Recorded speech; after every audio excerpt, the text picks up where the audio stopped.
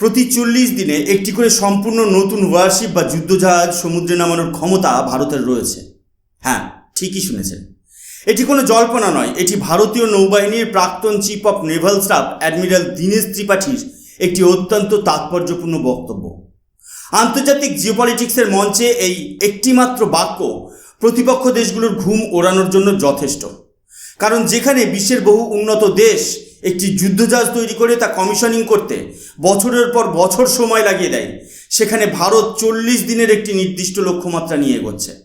বাস্তবটা হলো, ভারত এই মুহূর্তে শুধুমাত্র জাহাজ তৈরি করছে না, বরং একটি সম্পূর্ণ নেভাল ইকোসিস্টেম তৈরি করছে। আর এর প্রমাণ মিলল সম্প্রতি। একদিনে, হ্যাঁ মাত্র 24 ঘন্টার ব্যবধানে ভারতীয় নৌবাহিনী 3টি অত্যাধুনিক যুদ্ধজাহাজ লঞ্চ করে দিল। এটি কোনো সাধারণ ঘটনা নয়, এটি ইন্ডিয়ান ওশেন রিজিয়ন বা ভারত মহাসাগরীয় অঞ্চলে ভারতের একচেটিয়া আধিপত্য বিস্তারের একটি সুনির্দিষ্ট স্ট্র্যাটেজিক মাস্টারস্ট্রোক। আজকের এই এপিসোডে আমরা এই 3টি যুদ্ধজাহাজ আইএনএস সংশোধক, আইএনএস আগ্রে এবং আইএনএস দুনাগিরির গভীরে প্রবেশ করব। এই 3টি জাহাজ আলাদাভাবে যতটা শক্তিশালী, একসঙ্গে এরা এমন একটা মরণফাঁদ তৈরি করবে যা ভেদ করা শত্রুর সাবমেরিনের পক্ষে কার্যত অসম্ভব। আমরা যদি বর্তমান বিশ্বের জিওপলিটিক্স এবং স্ট্র্যাটেজিক মুভমেন্টগুলো লক্ষ্য করি, তাহলে দেখব ভারত মহাসাগর বা ইন্ডিয়ান ওশেন রিজিয়ন ক্রমশ একটি যুদ্ধক্ষেত্রে পরিণত হচ্ছে। আন্তর্জাতিক জলসীমায় প্রতিনিয়ত চীনের যুদ্ধজাহাজ, গুপ্তচর জাহাজ এবং সাবমেরিন ঘোরাফেরা করছে। কিছু বছর আগে চীনের তথাকথিত রিসার্চ ভেসেল শ্রীলঙ্কার বন্দরে এসে নোঙর করেছিল। তাদের উদ্দেশ্য সাধারণ কোনো বৈজ্ঞানিক গবেষণা ছিল না, তাদের আসল লক্ষ্য ছিল সমুদ্রের তলদেশ বা সি বেড ম্যাপিং করা। এই ধরনের কার্যকলাপ ভারতের জাতীয় নিরাপত্তার জন্য সরাসরি একটা থ্রেট। ভারত সরকার এবং ভারতীয় নৌবাহিনী খুব ভালো করেই জানে যে শুধুমাত্র বিচ্ছিন্নভাবে কিছু যুদ্ধজাহাজ তৈরি করে এই আধুনিক নেভাল ওয়ারফেয়ার জেতা সম্ভব নয়।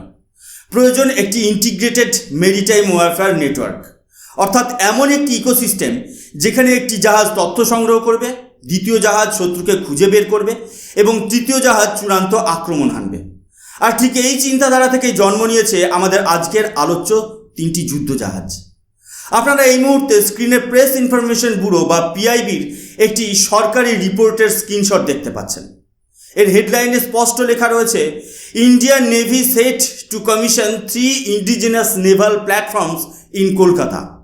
অর্থাৎ কলকাতা থেকে ভারতীয় নৌবাহিনীর 3টি সম্পূর্ণ দেশীয় প্রযুক্তির নেভাল প্ল্যাটফর্ম কমিশনিং হতে চলেছে। প্রধানমন্ত্রী নরেন্দ্র মোদীর উপস্থিতিতে কলকাতার Garden Reach Shipbuilders and ইঞ্জিনিয়ার্সের ডকইয়ার্ডে এই ঐতিহাসিক কাজটি সম্পন্ন হয়েছে।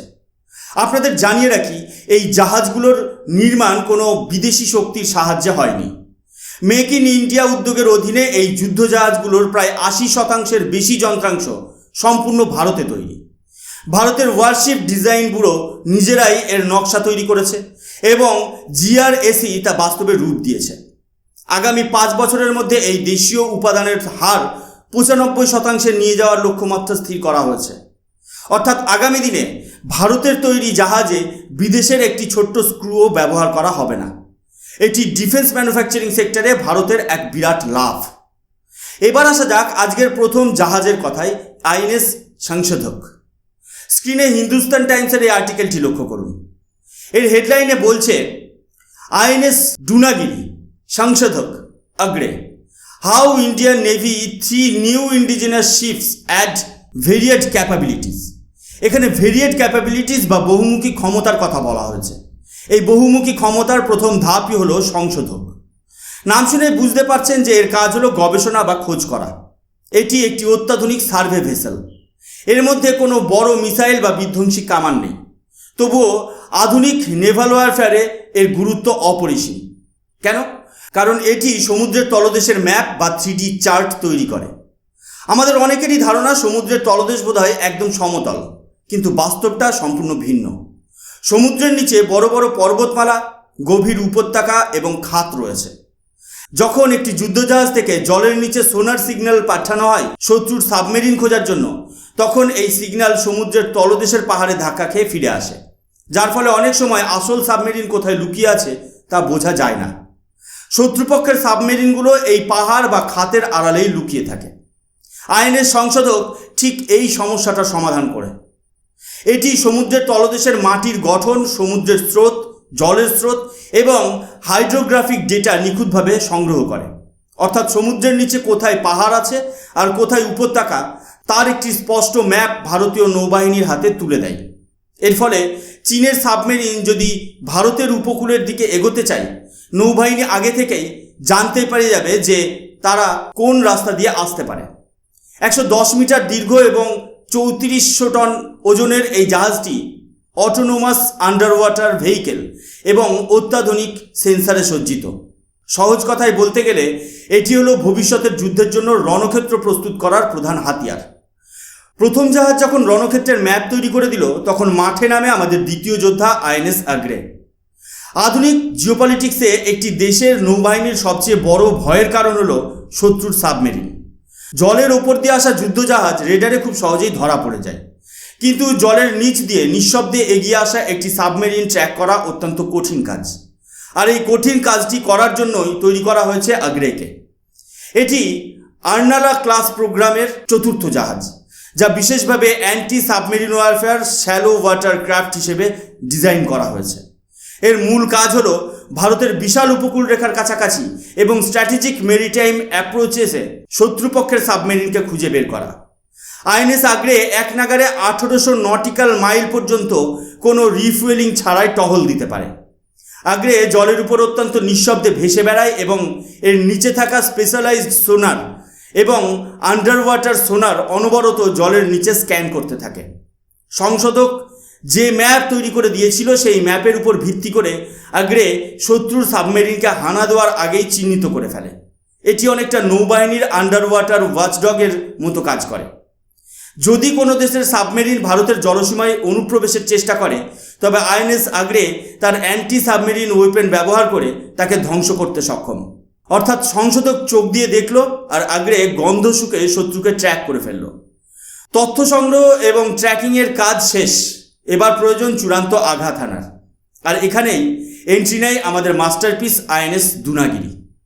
এইবার টাইমস অফ ইন্ডিয়ার এই আর্টিকেলটি দেখুন। হেডলাইনে পরিষ্কার বলা হচ্ছে, Why INS Dunagiri, INS Shangshadak and INS Agre are more powerful together than separately. কেন এরা একসাথে এত শক্তিশালী? কারণ দুনাগিরি হলো সেই ফাইনাল হ্যামার বা চূড়ান্ত হাতুড়ি যা শত্রুকে সম্পূর্ণ গুড়িয়ে দেওয়ার ক্ষমতা রাখে। দুনাগিরি হলো প্রজেক্ট 17 এর একটি স্টেলথ গাইডেড মিসাইল ফাইটার।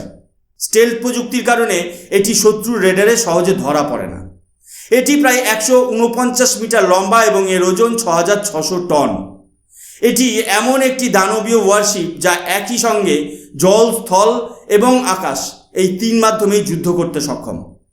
এর ভেতরে রয়েছে অত্যাধুনিক air defence system, antiship missile, torpedo এবং হেলিকপ্টার লঞ্চ করার সুবিধা।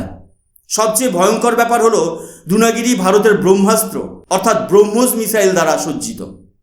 যখন সংশোধক ডেটা পাঠায় এবং আগ্রে জলের নিচে লুকিয়ে থাকা বিপদের সংকেত দেয়, তখন দুনাগিরি পুরো নৌবহরকে এক অভেদ্য বর্ম বা শিল্ড প্রদান করে। আকাশ থেকে ধেয়ে আসা শত্রুর যুদ্ধ বিমান হোক বা মিসাইল, জলের উপর থাকা শত্রুর ডেস্ট্রয়ার হোক কিংবা জলের নিচে ঘাপটি মেরে থাকা নিউক্লিয়ার সাবমেরিন, দুনাগিরি তার অ্যাডভান্স সেন্সারের সাহায্যে সবাইকে লক করে এবং নিমেষের মধ্যে ধ্বংস করে দিতে পারে। এই জাহাজটি শুধু ভারতের উপকূল নয়, বরং আন্তর্জাতিক জলসীমায় বহু দূরে গিয়েও সমান দক্ষতার সাথে অপারেশন চালাতে পারে। এটি সত্যি ভারতীয় নৌবাহিনীর তলোয়ার এবং ঢাল দুয়েরই কাজ করে। এই পুরো বিষয়টিকে যদি আমরা একটা রণকৌশল বা স্ট্র্যাটেজির দিক থেকে বিশ্লেষণ করি, তাহলে এটি একটি নিখুঁত কোঅর্ডিনেটেড এফর্ট। হকির মাঠে যেমন পেনাল্টি কর্নারের সময় একজন বল পুশ করে, দ্বিতীয়জন বলটি রিসিভ করে আর ডজ দেয় এবং তৃতীয়জন সজোরে হিট করে গোল নিশ্চিত করে, ভারতীয় নৌবাহিনীর এই তিনটি জাহাজ ঠিক একই মডেলে কাজ করছে। এক, আইএনএস সংশোধক ফিল্ড সেট করে এবং পিচের কন্ডিশন অর্থাৎ সমুদ্রের তলদেশ স্ক্যান করে। 2, আইএনএস আগ্রে প্রতিপক্ষের মুভমেন্ট অর্থাৎ সাবমেরিন ট্র্যাক করে এবং তাদের আটকে দেয়। 3, আইএনএস দুনাগিরি চূড়ান্ত স্ট্রাইক করে এবং শত্রুকে পুরোপুরি ধ্বংস করে। ভারত সরকার এবং নৌবাহিনীর এই ইকোসিস্টেম তৈরি করার পেছনে একটি স্পষ্ট বার্তা লুকিয়ে আছে। ইন্ডিয়ান ওশেন রিজিয়নে যে কোনো বহিরাগত শক্তিকে এবার থেকে বুঝে শুনে পা ফেলতে হবে, কারণ ভারত এখন আর শুধু আত্মরক্ষার কথা ভাবছে না। ভারত এখন সমানে সমানে পাল্লা দেওয়ার জন্য প্রয়োজন হলে আক্রমণাত্মক হওয়ার প্রযুক্তিগত ও পরিকাঠামোগত যোগ্যতা অর্জন করে ফেলেছে। দেশীয় প্রযুক্তিতে তৈরি এই যুদ্ধজাহাজগুলো শুধু ভারতীয় সামরিক শক্তিই বাড়াচ্ছে না, বরং অর্থনীতিকেও চাঙ্গা করছে এবং বিশ্বের দরবারে ভারতকে একটি নেট সিকিউরিটি প্রোভাইডার হিসেবে প্রতিষ্ঠিত করছে। আজকের আলোচনা থেকে এটা স্পষ্ট যে অ্যাডমিরাল দীনেশ ত্রিপাঠী যে 40 দিনের একটি ওয়ারশিপ কমিশনিংয়ের কথা বলেছিলেন তা কোনো ফাঁকা বুলি নয়। এটি ভারতের সেই অদম্য ইচ্ছা এবং সক্ষমতার প্রমাণ যা আগামী দিনে বিশ্ব জিওপলিটিক্সের মানচিত্রকে নতুন করে আঁকতে বাধ্য করবে। আপনাদের কি মনে হয়, ভারতের এই ইন্টিগ্রেটেড মেরিটাইম ওয়ারফেয়ার নেটওয়ার্ক কি ভারত মহাসাগরে চীনের আধিপত্য রুখতে গেম চেঞ্জার হতে চলেছে? কমেন্ট করে কমেন্ট বক্সে আপনাদের মতামত অবশ্যই জানাবেন। ভিডিওটি ইনফরমেটিভ মনে হলে লাইক করবেন এবং চ্যানেলটি সাবস্ক্রাইব করে বেল আইকন প্রেস করে আমাদের সাথে থাকবেন। আমি সুশোভন, দেখা হচ্ছে আগামী পর্বে এমনই কোনো অদ্ভুত অথচ বাস্তব বিষয় নিয়ে। ততক্ষণ পর্যন্ত ভালো থাকবেন, সুস্থ থাকবেন। জয় হিন্দ, বন্দে মাতরম, ভারত মাতা কি জয়।